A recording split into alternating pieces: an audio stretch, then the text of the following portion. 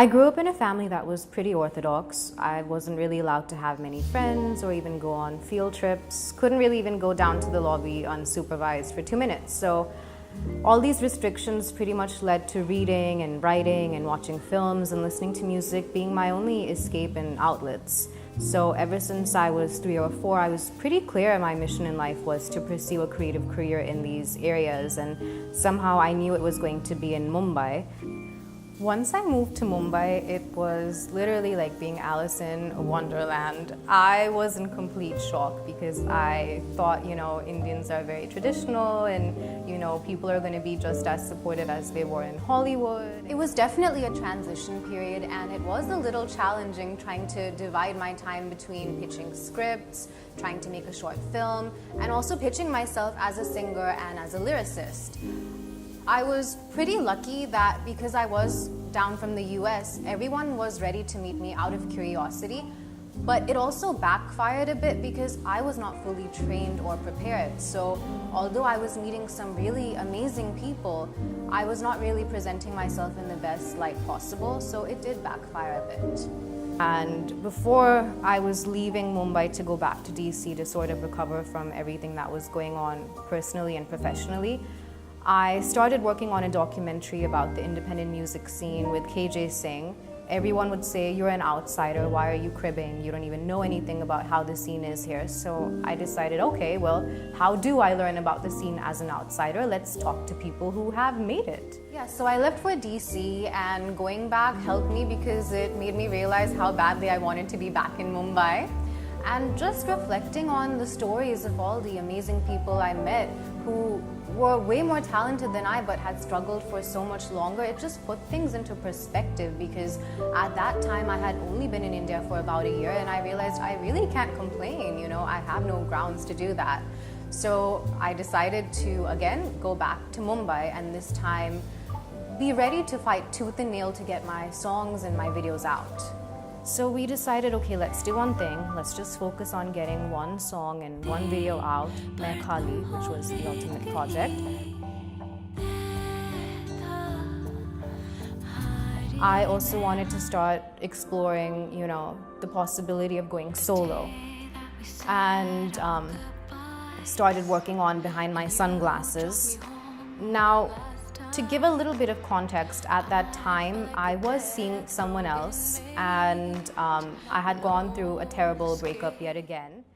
That led me to want to travel to get my mind off of things, and there was this music program happening at Swarnabhumi, which was very close to Pondicherry, where I was going, so I decided to enroll in that and see how things go. So the day I was supposed to go from Swarnabhumi to Pondicherry after the whole program ended, the ride I was hitching actually got cancelled for whatever reason. So the whole night I stayed up, and it just dawned upon me suddenly that, I'm actually really close to Chennai at the moment, and I had been in touch with A.R. Rahman as a journalist for a few years, on and off, and I realized, let me just drop him a mail and see if he's around, and maybe I can meet him in person for the first time. And lo and behold, that actually happened, and it was quite incredible because he's just such an amazing person to talk to and meet.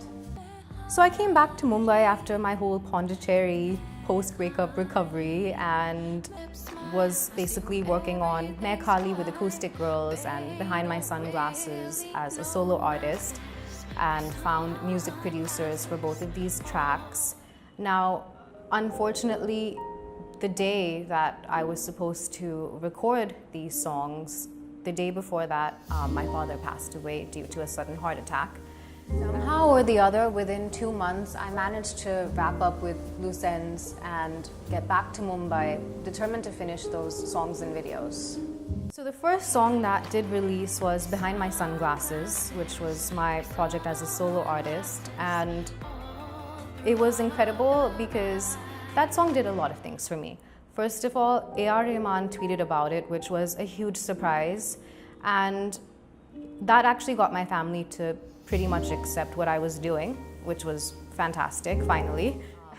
The second thing it did was it reinstilled, self-confidence back in me that, okay, the one person who the whole industry looks up to has actually tweeted about my work. Clearly there is some potential. So it kind of helped me get rid of, the baggage I was carrying or the, low self-confidence I was experiencing. And the third thing it did is a lot of my friends were like, yay, AR has tweeted about your song, it's getting a lot of great buzz, ab to teri nikal padi, you're gonna get so many offers. Nothing happened. All the hardships I was facing over the past couple of years to establish myself as an artist in an industry I was perceived as being an outsider to, it all accumulated and I began resenting music. If there's one thing Dad's death taught me, it was that life is ridiculously short to be so bitter and sad. And, everyone has a right to be happy. And, if it means cutting off from toxic situations or people, so be it. I decided, you know what, let me move to another city. Let me go back to being the person I was before I moved to Mumbai, not some sulking, weak girl who's lacking confidence and constantly ranting on Facebook. And let me just take a step back and, see things from a different perspective. So I was toying between two cities, Kochi or Kolkata, because both seemed to have an interesting artistic scene, and I had gotten into theater at the same, time for like the past 1 or 2 years then. So I wanted a place that had theater, music, and film all coinciding. So eventually I decided, okay, let's go with Kolkata, because a lot of great artists have emerged out of this place, whether it be musicians or filmmakers or authors. There's clearly something about the city. And indeed, moving to Kolkata was the best thing I did in a really long time. I was able to live in my own apartment rather than sharing a home with tons of people.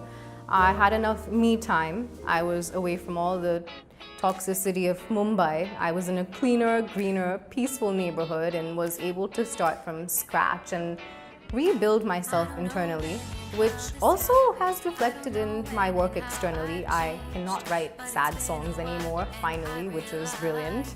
Another incredible thing that happened after moving to Kolkata and just having enough time to really think and, be at peace was that I started Pen Paper Dreams. And Pen Paper Dreams is basically this startup that encourages people to develop skills in creative writing, in poetry.